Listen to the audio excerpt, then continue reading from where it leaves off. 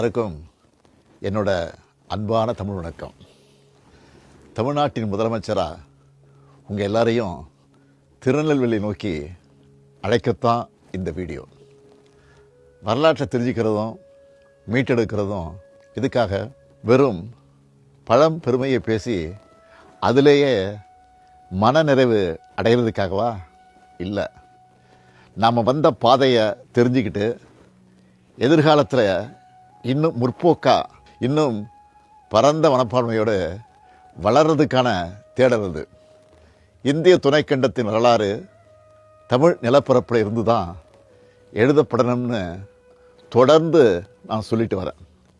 இது ஏதோ தற்பெருமைக்காகவோ மேடை அலங்காரத்துக்காகவோ பேசின வெற்று பேச்சு இல்லை, அறிவியல் பூர்வமான உண்மை இதுன்னு நம்ம திராவிட மாடல் அரசு தொடர்ந்து மெய்ப்பிச்சுட்டு வரோம். மதுரைக்கு பக்கத்தில் கீழடி அகழ்வாய்வு கண்டுபிடிப்புகளை கொண்டு கீழடி அருங்காட்சியகத்தை ரொம்ப கம்பீரமாக உருவாக்கியிருக்கோம். அடுத்ததாக இப்போ திருநெல்வேலியில் புறநை அருங்காட்சியகத்தை திறந்து வைக்கிறேன். புறநை ஆற்றங்கரை நாகரிகத்தில் நுண் கற்கருவி காலம் தொடங்கி இரும்பு காலம், தொடக்க வரலாற்று காலம்னு தொடர்ச்சியாக வரலாற்று தடயங்கள் புறநை ஆற்றங்கரை பகுதிகளில் ஏராளமாக கிடைக்குது. குறிப்பிட்டு சொல்லணும்னா சங்ககால துறைமுக நகரமான கொர்க்கை பற்றி சங்க இலக்கியங்களில் முழுமையாக பார்க்கலாம். தாலமி, பிளினி போன்ற அயல்நாட்டவர்களும் இது பற்றி நிறையவே எழுதியிருக்காங்க. கொர்க்கையில் கிடைக்கக்கூடிய முத்துக்களை பற்றி சிறப்பாக குறிப்பிடுறாங்க. அதே போல் ஆதிச்சநல்லூர், சிவகலை போன்ற இடங்களில் இரும்பு காலத்தை சார்ந்த புதைப்பிட பகுதிகளும் மக்கள் வாழ்விட பகுதிகளும் கண்டுபிடிக்கப்பட்டிருக்கு. திராவிட மொழிகளின் ஒப்பிலக்கண நூலை உலகுக்கு கொடையாக கொடுத்த ராபர்ட் கால்டுவெல் அவர்கள் 1876ஆம் ஆண்டிலேயே கொர்க்கையை ஆய்வு செஞ்சதோட சிறிய அளவில் அகழ் ஆய்வும் செஞ்சார். அதே போல் ஜாகர் அலெக்சாண்டர் 100 ஆண்டுகளுக்கு முன்பே ஆதிச்சநல்லூரில் அகழாய்வு செஞ்சுருக்காங்க. தமிழர் பண்பாட்டின் தொன்மையையும் சிறப்பையும் உலக அரங்கிற்கு கொண்டு செல்லும் முயற்சியில் நம்ம அரசு முழு வீச்சில் ஈடுபட்டு வருது. புறநை ஆற்றங்கரையின் முக்கியமான இடங்களில் தமிழ்நாடு தொல்லியல் துறை விரிவாக நடத்தின அகழ் ஆய்வுகளில் ஏராளமான சான்றுகள் வெளியே கொண்டு வரப்பட்டிருக்கு. ஆதிச்சநல்லூர் சிவகலையில் நடத்தப்பட்ட அகழ் ஆய்வுகளில் வெண்கலம், தங்கம், செம்பு, இரும்புன்னு பல்வேறு உலோகங்களால் செய்யப்பட்ட தொல்பொருட்கள் வெளிக்கொண்டு வரப்பட்டிருக்கு. இதில் குறிப்பாக இரும்பை உருக்கி கருவிகளை செய்யும் தொழில்நுட்பம் தமிழ்நாட்டில் தான் சிறப்பாக இருந்திருக்கு.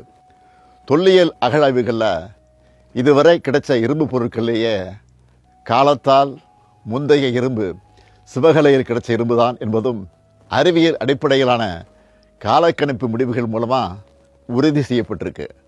உலகின் தலைசிறந்த அறிஞர்கள் முன்னிலையில் இந்த அறிவிப்பை ஜனவரி 2025 நான் உலகுக்கு வெளியிட்டேன்.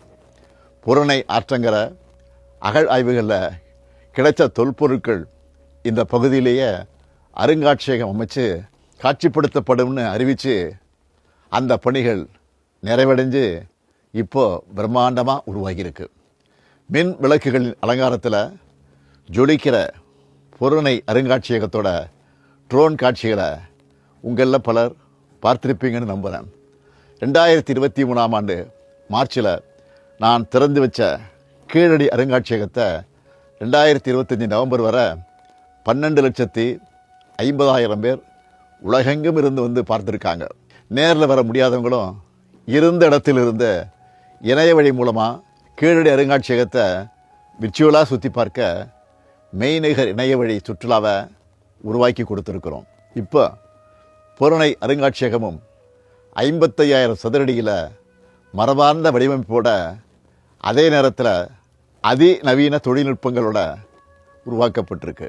டிஜிட்டல் முறையில் உருவகப்படுத்தப்பட்ட இரும்பு உருக்கு செயல்முறை, 5D முறையில் தமிழ் நிலங்களின் வழியாக உணர்வு பயணம், பாண்டி விளையாட்டு தரை ஒளிப்பட காட்சி, தொல்லியல் வரலாற்று பின்புலம் குறித்த டாக்குமெண்ட்ரி படம், மெய்நிகர் படகு அனுபவ உருவகம், ஆற்றுப்பள்ளத்தாக்கு நாகரிகங்களின் தொடுதிரை காட்சி, கருவிகளை உருவாக்கும் ஊடாடு சுவர், அதாவது இன்டராக்டிவ் வால், டிஜிட்டல் ஃபீட்பேக் மையம், பொருணையின் குரல் பயணம் போன்ற ஏராளமான நவீன தொழில்நுட்ப அனுபவங்கள் இங்கே நீங்கள் பெறலாம். தமிழர்களின் தொன்மையை, தமிழர்களின் நாகரிக மேன்மையை இந்த தலைமுறையினருக்கு மட்டுமல்ல, ஜென்சி உள்ளிட்ட அடுத்தடுத்த தலைமுறைக்கும் எடுத்துட்டு போகணும்னு பார்த்து பார்த்து இவ்வளவும் செஞ்சுருக்கிறோம்.